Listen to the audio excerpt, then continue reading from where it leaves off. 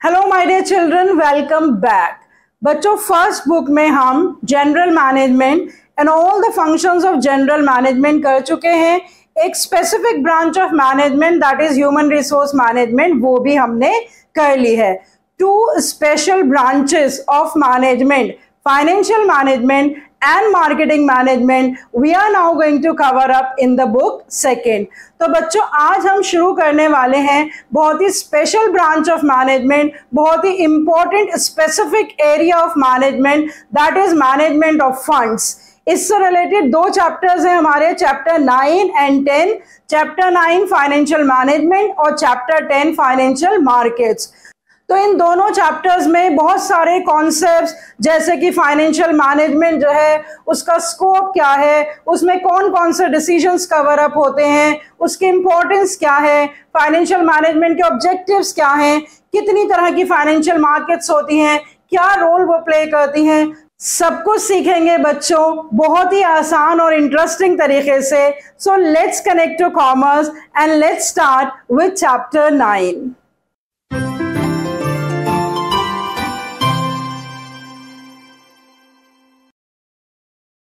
बच्चों, चैप्टर 9 और chapter 10 financial management और फाइनेंशियल मार्केट्स, इनकी कंबाइंड वेटेज 15 नंबर की है। और जब मैंने इंट्रोडक्टरी वीडियो बताई थी उसी में मैंने एक्सप्लेन कर दिया था बच्चों के जो पर्टिकुलर ब्रांच ऑफ मैनेजमेंट है उसमें हम क्या क्या कवर अप करने वाले हैं, और ये थ्रू आउट लाइफ हमारे बहुत ही इंपॉर्टेंट टॉपिक है जो काम आने वाला है। बहुत सारी इसमें टेक्निकल टर्म्स भी हैं जो कि हम सीखेंगे और जानेंगे while the explanation of these chapters. तो सबसे पहले मैं आपको बताऊंगी कि हम इन चैप्टर्स में क्या क्या टॉपिक्स कवर अप करने वाले हैं, लेकिन डेफिनेशन के साथ ही मैं उन टॉपिक्स को आपके साथ इंट्रोड्यूस करूंगी। तो बच्चों देखिए, सबसे पहले कि फाइनेंशियल मैनेजमेंट की डेफिनेशन क्या है। अगर आपको याद होगा, जब हमने ह्यूमन रिसोर्स मैनेजमेंट करी थी तो मैंने आपको उसमें बताया था कि ह्यूमन रिसोर्स मैनेजमेंट को हम 3 स्टेजेस में डिवाइड कर सकते हैं: procurement of man power, maintenance of man power and development of man power. बिल्कुल इसी तरह से बच्चों जो फाइनेंशियल मैनेजमेंट है वो है procurement and usage of finance से रिलेटेड। तो इसको भी हम 2 पार्ट्स में डिवाइड कर सकते हैं: the management which is related to procurement of finance and which is related to how to use the funds available with the enterprise. It is related to mobilization of financial resources at the lowest cost and deployment of these resources in the most lucrative activities. What does it mean? कि एक ऐसी management है जो किससे concerned है कि जो भी फाइनेंशियल रिसोर्सेज हैं ऑर्गेनाइजेशन के, उसको लीस्ट कॉस्ट पे ऑर्गेनाइजेशन जो है वो अवेल कर ले, और जब वो रिसोर्सेज इकट्ठे कर ले तो उनको बेस्ट पॉसिबल मैनर में यूटिलाइज करे ताकि वो मैक्सिमम प्रॉफिट्स अर्न कर सके और मैक्सिमम रिटर्न्स दे सके अपने शेयर होल्डर्स को, that is the investors of the company. तो ये बेसिक डेफिनेशन है बच्चों फाइनेंशियल मैनेजमेंट की, जिसमें 2 इंपॉर्टेंट टर्म्स मैंने अंडरलाइन कर दी: प्रोक्योरमेंट एंड यूसेज। इन दोनों ही टर्म्स से हम देखेंगे कि what is the scope of financial management. Financial management के स्कोप में बच्चों 3 important financial decisions cover up होते हैं। वो 3 इंपॉर्टेंट डिसीजंस क्या हैं? Financing decisions, investment decisions and dividend decisions. अभी अभी मैंने बताया बच्चों आपको कि जो फाइनेंशियल मैनेजमेंट है उसका बेसिक पर्पस क्या होता है कि जो फाइनेंशियल रिसोर्सेज हैं उनको इस तरह से प्रोक्योर और यूज किया जाए कि जो स्टेक होल्डर्स हैं उन्हें मैक्सिमम बेनिफिट पहुंचे। अब सबसे ज्यादा इंपॉर्टेंट स्टेक होल्डर्स कौन होते हैं? शेयर होल्डर्स, द इन्वेस्टर्स, जो कि कंपनी में फंड्स इन्वेस्ट करते हैं।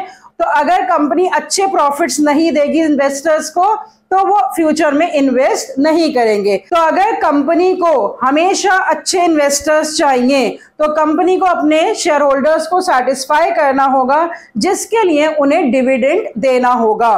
तो मैं लास्ट डिसीजन से शुरू करती हूँ बच्चों कि जब प्रॉफिट्स अर्न करती है कंपनी, उसमें से डिविडेंड देती है, तो उसी में से प्रॉफिट्स को रिटेन भी करती है और उसी में से डिस्ट्रीब्यूट करती है in the form of the dividend. और कंपनी कब ऐसा कर पाएगी? जब वो अपने इन्वेस्टमेंट डिसीजंस बहुत ही केयरफुली ले पाएगी।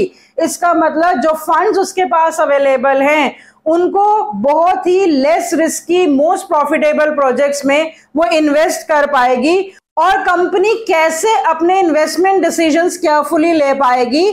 जब कंपनी के पास सफिशिएंट फंड्स हो at the right time in the right quantity to invest in the major projects. कभी भी फंड्स की स्कैर्सिटी ना हो और सही सोर्सेस से वो फंड्स ऑब्टेन करे तो उसके लिए और पीछे चले जाते हैं फाइनेंसिंग डिसीजंस पे। कंपनी के जो फाइनेंशियल रिसोर्सेज हैं उनको प्रोक्योर करने से रिलेटेड जो डिसीजंस हैं वो है फाइनेंसिंग डिसीजंस। जो फंड्स प्रोक्योर किए जाते हैं या तो बोरोड फंड्स होते हैं या ओन फंड्स होते हैं। फाइनेंसिंग डिसीजंस में कंपनी को बैलेंस करना होता है कि ओन फंड्स और बोरोड फंड्स जो हैं वो ऑलमोस्ट इक्वल क्वांटिटी में हो। बहुत ज्यादा बोरोड फंड्स या बहुत ज्यादा ओन फंड्स दोनों ही रिस्की हैं कंपनी के लिए, यह भी हम आगे देखेंगे कैसे। इसलिए कंपनी को एक प्रॉपर बैलेंस मेंटेन करना पड़ता है between the debt and the equity. इसी तरह से जब इन्वेस्टमेंट डिसीजंस लेती है, ये यूसेज डिसीजंस कहलाते हैं, तो यहां पर भी कंपनी को बैलेंस मेंटेन करना पड़ता है between the fix capital and the working capital. क्योंकि जो भी फंड्स कंपनी के पास हैं या तो फिक्स एसेट्स परचेस करने के लिए यूज होते हैं या डे टू डे एक्टिविटीज के लिए इस्तेमाल किए जाते हैं।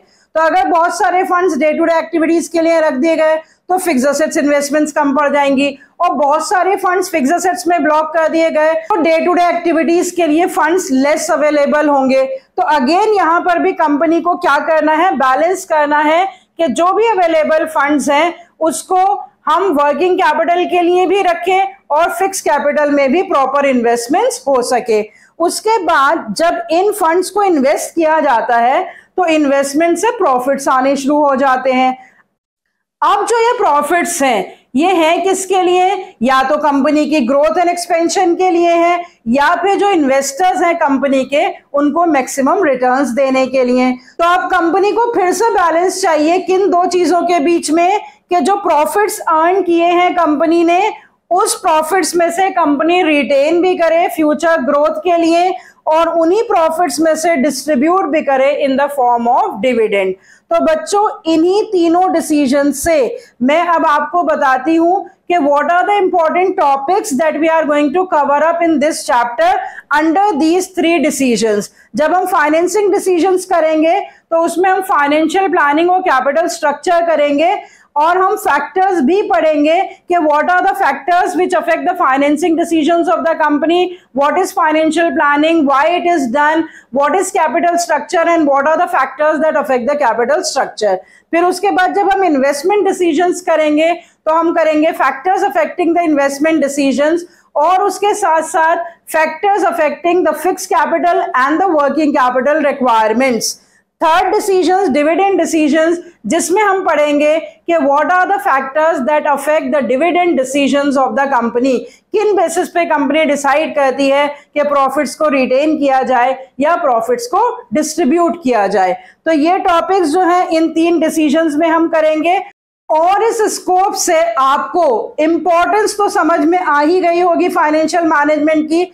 हमने बच्चों जब क्लास 11 में एक चैप्टर करा था बिजनेस फाइनेंस तभी मैंने आपको बताया था कि जो फाइनेंस है वो बिल्कुल blood in the human body की तरह है। जैसे ह्यूमन बॉडी बिल्कुल बेकार है ब्लड के बिना, इसी तरह से कोई भी कंपनी बिल्कुल फंक्शन नहीं कर सकती, एक्सपैंड नहीं कर सकती, ग्रो नहीं कर सकती, शुरू नहीं हो सकती अगर उसके पास अवेलेबल फाइनेंस जो है वो ना हो और उस फाइनेंस को वो ढंग से इस्तेमाल ना करे। तो फाइनेंशियल मैनेजमेंट जो है वो कितनी इंपॉर्टेंट ब्रांच ऑफ मैनेजमेंट है ये आपको समझ में आ गया होगा। कंपनी की जो भी फाइनेंशियल हेल्थ है, जो भी फाइनेंशियल पोजीशन है वो किसके ऊपर डिपेंडेंट करती है? फाइनेंशियल मैनेजमेंट पे। क्योंकि जो भी डिसीजन कंपनी लेगी कि कितने फंड्स प्रोक्योर करने हैं, कहां से प्रोक्योर करने हैं, कैसे इन्वेस्ट करने हैं, कैसे प्रॉफिट्स को डिस्ट्रीब्यूट करना है, ये सारे के सारे डिसीजंस किस पे असर डालेंगे? कंपनी की बैलेंस शीट पे और कंपनी की प्रॉफिट एंड लॉस स्टेटमेंट पे। आपने अकाउंट्स में पढ़ रखा है कि क्या क्या आइटम्स हम कंपनी की बैलेंस शीट में और कंपनी की प्रॉफिट एंड लॉस स्टेटमेंट में हम दिखाते हैं तो वो सारी की सारी आइटम्स जो हैं उनकी कंपोजिशन, उनकी फिगर्स किसके ऊपर डिपेंडेंट है? On the financial management of the company. सबसे पहले तो size and composition of fixed assets, क्योंकि हमने अभी देखा कि इन्वेस्टमेंट डिसीजंस में ही हम ये तय करते हैं कि कितने असेट्स और कौन कौन से असेट्स में जो फंड्स हैं वो इन्वेस्ट किए जाएंगे। तो size and composition of fixed assets किसके ऊपर डिपेंडेंट है बच्चों? फाइनेंशियल मैनेजमेंट डिसीजंस पर। इसी तरह से जो करंट असेट्स हैं, वर्किंग कैपिटल के लिए जब हम असेट्स को रखेंगे तो हम ये तय करेंगे कि कितना पोर्शन ऑफ टोटल फंड्स हम डे टू डे एक्टिविटीज के लिए रख रहे हैं। तो quantum of the current assets भी किस पे डिपेंडेंट है? फाइनेंशियल मैनेजमेंट पे। उसके अलावा कितनी long term and short term liabilities हैं, करंट लायबिलिटीज या फिर नॉन करंट लायबिलिटीज, उनका अमाउंट और स्ट्रक्चर भी किस पे डिपेंडेंट होगा? फाइनेंशियल डिसीजंस पे। Then the long term financing decisions regarding the debts and the equity, they are also the part of financial management. Then all items in the profit and loss account, depreciation, expenses, reserves, everything is affected by the financial management decisions. तो चाहे वो financing decisions हो, investment decisions हो या dividend decisions हो, इन सारे decisions से company की फाइनेंशियल स्टेटमेंट्स अफेक्ट होती हैं, कंपनी की फाइनेंशियल हेल्थ अफेक्ट होती है, इसीलिए ये डिसीजंस मोस्ट क्रूशियल डिसीजंस माने जाते हैं। अब देखते हैं बच्चों कि क्या प्रॉफिट मैक्सिमाइजेशन फाइनेंशियल मैनेजमेंट का ऑब्जेक्टिव है या कुछ और। यहां मैंने लिखा है बच्चों कि वेल्थ मैक्सिमाइजेशन जो है वो फाइनेंशियल मैनेजमेंट का मेन ऑब्जेक्टिव है। अब वेल्थ मैक्सिमाइजेशन का क्या मतलब है? To maximize the wealth of owners of the company, that is the shareholders of the company. तो जो शेयर होल्डर्स हैं, मैं पहले ही आपको बता चुकी हूं, सबसे ज्यादा इंपॉर्टेंट स्टेक होल्डर होते हैं कंपनी के और उनको सेटिस्फाई करना सबसे ज्यादा जरूरी होता है। तो उनकी वेल्थ को मैक्सिमाइज करना ही फाइनेंशियल मैनेजमेंट का ऑब्जेक्टिव होता है, प्राइमरी ऑब्जेक्टिव होता है, एंड डेफिनेटली प्रॉफिट अर्निंग जो है वो सेकेंडरी होगा। अब ये वेल्थ कैसे मैक्सिमाइज होगी?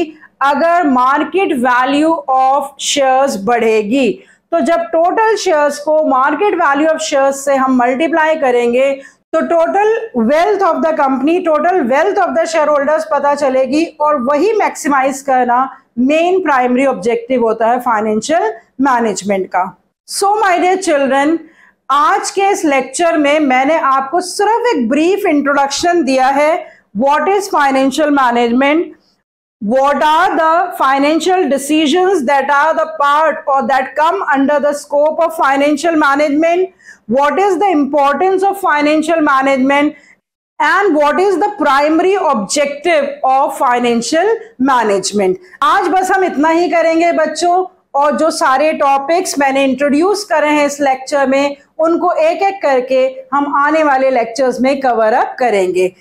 तो बच्चों एक बार फिर से मैं आपसे रिक्वेस्ट कर रही हूं कि सबसे पहली वीडियो, फर्स्ट वीडियो जो इंट्रोडक्टरी वीडियो है उसको देखिए, उससे आपको स्कोप समझ में आएगा सेकंड बुक का, और डिटेल में मैंने बताया है कि किस तरह से ये जो चैप्टर्स हैं लाइफ लॉन्ग हमारे लिए इम्पोर्टेंट हैं।